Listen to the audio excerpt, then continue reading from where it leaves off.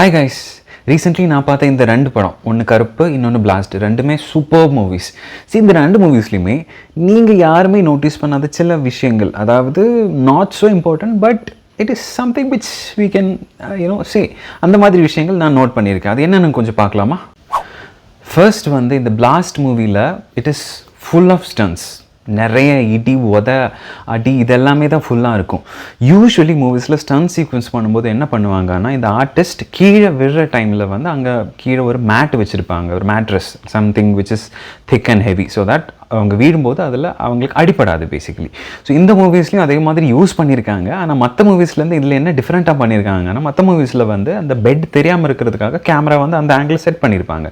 But இந்த blast மூவியில் பார்த்தா நிறைய ஆங்கிள்ஸ் நிறைய ஃப்ளோர் காட்டுற மாதிரி ஷாட்ஸ் இருக்கும். அவங்க விழும்போது அங்கே தான் விழுவாங்க. பட் அந்த பெட் தெரியாமல் இருக்கிறதுக்காக they have used some CG or some special effects. அது கொஞ்சம் க்ளோஸ்லி வாட்ச் பண்ணால் நம்மளுக்கு கண்டிப்பாக கண்டுபிடிச்சிடலாம். ஏன்னா அது கிராஃபிக்ஸோ சம்திங் வச்சு அதை ரிமூவ் பண்ணியிருக்காங்க. அந்த பெட், அங்கே இருக்கிற bed or something matte, whatever it may be, அதை ரிமூவ் பண்ணியிருக்காங்கன்னு you can clearly make it out. Okay?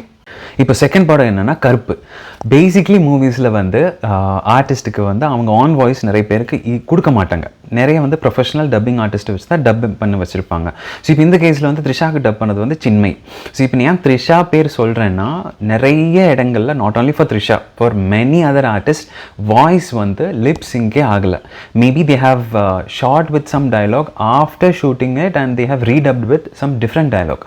அது மேபி ஏதாச்சும் சர்டிஃபிகேட் கிடைக்காத இஷ்யூ ஆர் சம் சென்சிட்டிவ் இஷ்யூவாக இருக்கலாம். பட் ரீடப் பண்ணும்போது they would have done a reshoot or something. Maybe அவங்களுக்கு time இல்லாமல் இருக்கலாம். பட் என்ன பிரச்சனைனா, நிறைய பேருக்கு லிப்ஸிங் ப்ராப்பராகவே இல்லை. த்ரிஷாவோட நிறைய ஷார்ட்ஸ் இஃப் யூ நோட்டீஸ், அவங்க சொல்கிறது இன்னொன்னா இருக்கும், ஆனால் வெளியில் நம்மளுக்கு கேட்குறது இன்னொன்னா இருக்கும். இதே மாதிரி உங்களுக்கு ஏதாச்சும் விஷயங்கள் நீங்கள் நோட்டீஸ் பண்ணீங்கன்னா please let me know in the comment section.